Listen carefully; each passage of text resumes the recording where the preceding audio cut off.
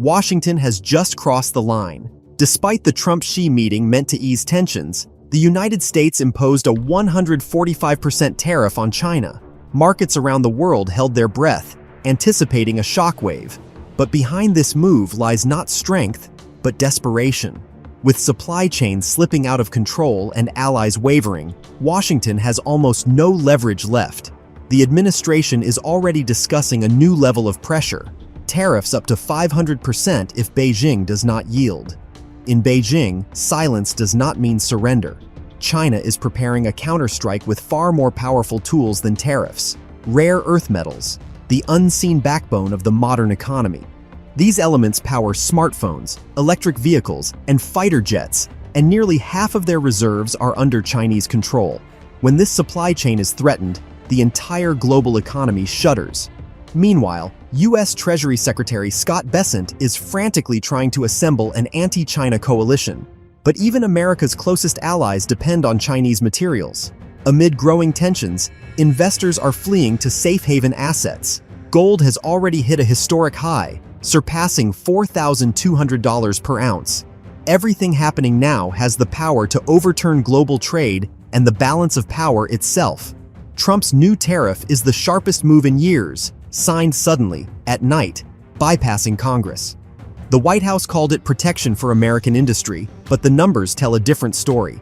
Last year, imports from China still totaled $427 billion, from microchips and batteries to medical equipment. Now nearly all of that flow faces a wall of costs. Markets reacted instantly. Logistics companies halted shipments. Factories in California and Texas warned of rising expenses, and chains like Walmart and Home Depot began raising prices. Goldman Sachs estimates that these tariffs could add about 0.6 percentage points to inflation in the coming months, hitting consumers long before manufacturers can adapt. Even U.S. allies are alarmed, as their own goods often depend on Chinese components moving through American supply chains. In Beijing, shock quickly gave way to calculation. The Ministry of Commerce called Washington's actions economic sabotage. Behind the scenes, officials began preparing a far more subtle response. Instead of symmetric tariffs, China focused on its main advantage: rare earth metals.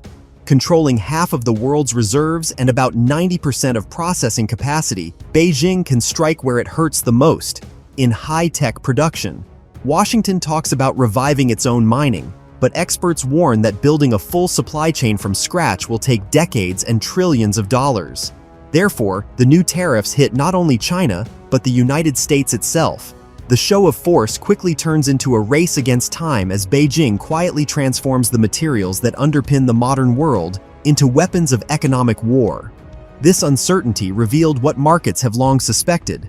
Washington has almost no leverage left, while Beijing's influence runs far deeper. And the source of that influence is a resource the United States simply cannot replace: rare earth metals. These 17 elements with obscure names are essential to modern life. They are used in electric vehicles, wind turbines, smartphones, and rockets.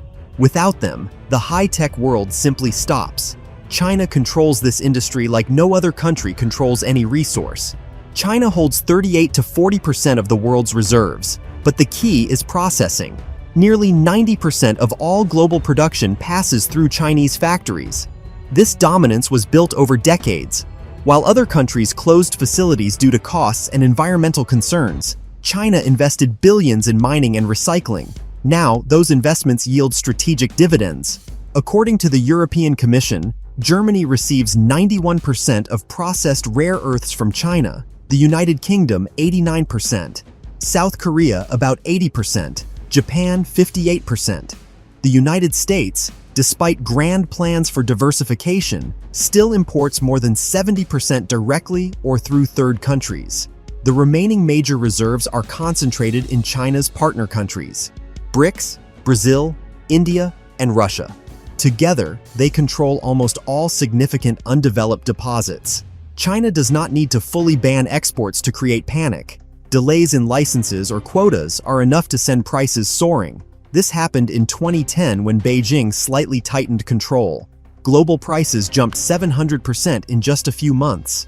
Today, analysts warn that even if a product contains only 0.1% Chinese rare earths, Beijing already has the legal and strategic right to influence supply. Against the backdrop of broken supply chains and rising costs, this quiet battle over resources is becoming the real front line of the global economic war. China is the largest trading partner for more than 120 countries and accounts for about 15% of world exports. Europe alone imports nearly $600 billion of Chinese goods annually, and Japan and South Korea rely on China for more than a third of critical minerals and electronic components. Even India, considered an ally in Washington, buys nearly 30% of its imported equipment and pharmaceutical ingredients from China. Demanding that these countries abandon China is effectively asking them to strike their own economies. Scott Bessent's latest move stunned even America's allies. In an attempt to increase pressure on Beijing, he directly linked Chinese trade with Russia to American sanctions. A 500% tariff on China is not just an extreme measure, it is economic suicide. Such a step would destroy global supply chains and collapse the US economy literally within minutes, while simultaneously bringing Beijing and Moscow even closer together. Washington's logic is clear: cut off Moscow's oil revenue and force China to choose a side. But this strategy is full of contradictions. China has no intention of stopping its purchases of Russian oil.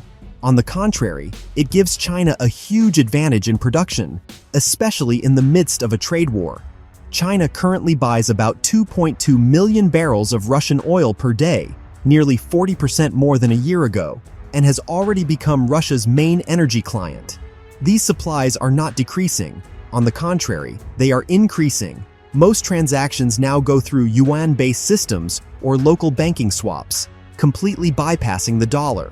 Trump claimed that India had agreed to stop buying Russian oil, presenting it as a diplomatic victory. But the numbers tell a different story.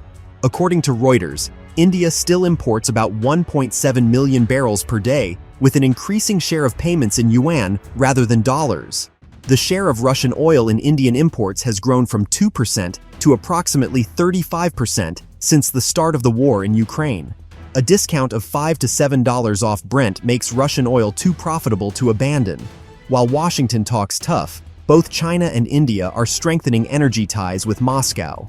For Russia, this means stable revenue. For China, cheap fuel for its factories. For India, strategic independence. Together, they are quietly rewriting the global oil map outside the dollar system and beyond American influence. This is where the real threat to the US economy begins. Gold has soared above $4,200 per ounce, rising more than 5% in just 1 week. This is the fastest increase since the pandemic. It all started after Trump's tariff shock, but the real surge came when markets realized the consequences. More inflation, more uncertainty, and more money printing to soften the blow. Investors are fleeing to safe assets en masse, and gold has once again become the main refuge. Global demand is breaking records. According to the World Gold Council, central banks purchased more than 1,100 tons in 2024, the highest in modern history. The leaders are China, India, and Turkey. These countries are reducing dependence on the dollar and accumulating physical gold. What is happening now is not just another trade clash, it is a global reset of power. The United States can still print money, but it can no longer print resources and trust, which once underpinned its currency. In a world where value is determined by real assets and new alliances, those who control production will shape the future. Will Washington manage to restore balance before the world moves decisively forward, or has a new superpower already made its move? Share your thoughts. And don't forget to like and subscribe so you don't miss future videos.